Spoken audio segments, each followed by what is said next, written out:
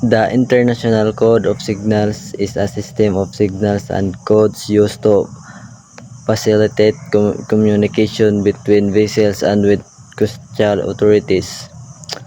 Annex 4 of the ICS deals with international distress signals. These signals are used to indicate distress situation, such as a ship in danger. The method involves transmitting and receiving information using visual signals of signals letters specified in the ICS. These signals are displayed in a specific manner to convey a specific message. For example, a signal of three lights in the shape of a square, with the center light being brighter than the other two, indicates that a vessel is in distress and requires immediate assistance. The International Code of Signals is a system of signals and codes used to facilitate communication between vessels and with coastal authorities. Use of single-letter signals for distress situation. Visual signaling involves the use of flags, lights, or other visual device to convey predefined message in the context of maritime communication. These signals are often transmitted and received using a combination of flag, hosting signals, and sound signals.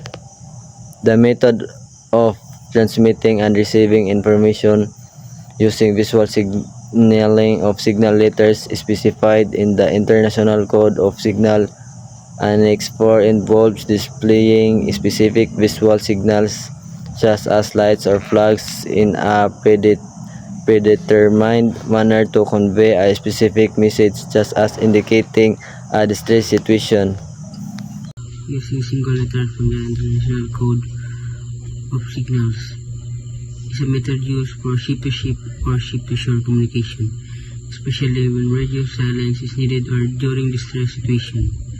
These signals are codified and standardized under the International Code of Signals Annex 4, particularly for use in emergency method of transmitting and receiving visual signal, single letters, signaling tools, signal flags, daytime visual signals, semaphore arm, flashing light using Morse code, hand signals, pyrotechnic signals, rockets or flares in some cases, other visual means such as a searchlight or boards.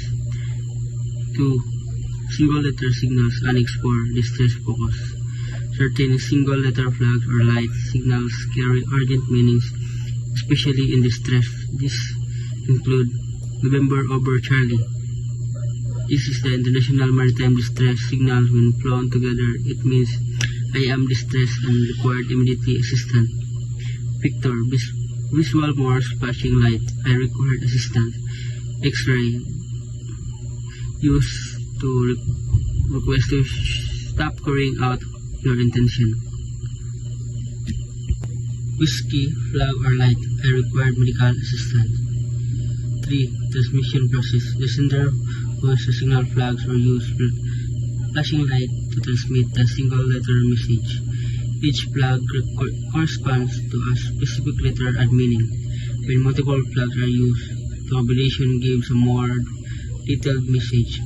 Flashing light use Morse code with short and long flashes representing dots and dashes.